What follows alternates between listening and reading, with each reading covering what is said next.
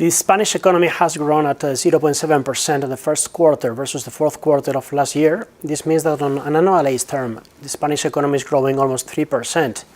This is a higher growth rate than what you saw in the fourth quarter or the third quarter. In other words, the Spanish economy is accelerating its growth despite the world decelerating in terms of economic growth.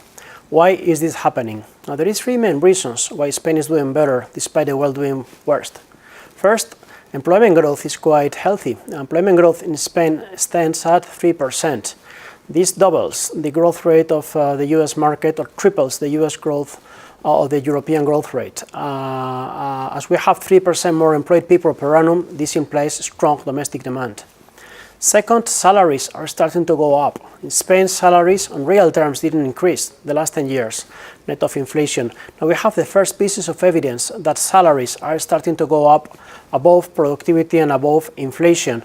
And this implies there is plenty of ability to consume more, as we are beginning to see in terms of internal demand. I'm not worried at all upon competitiveness because in Spain, productivity per hour worked stands at 40 euros per hour versus labor cost only at 20.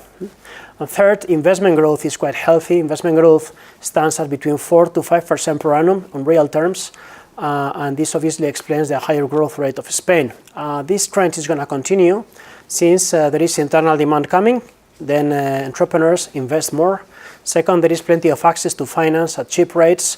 And third, the productivity versus labor cost per hour are quite attractive in Spain. So overall, the Spanish economy is growing close to 3% on annualized terms. Everything seems that in the second quarter, the same thing is going to apply, 3% annualized growth. And if you look at the IMF and these organisms, they expect Spain to grow at around 2% the whole year. So you need to see extremely bleak second half for this to happen. This is not going to be the case.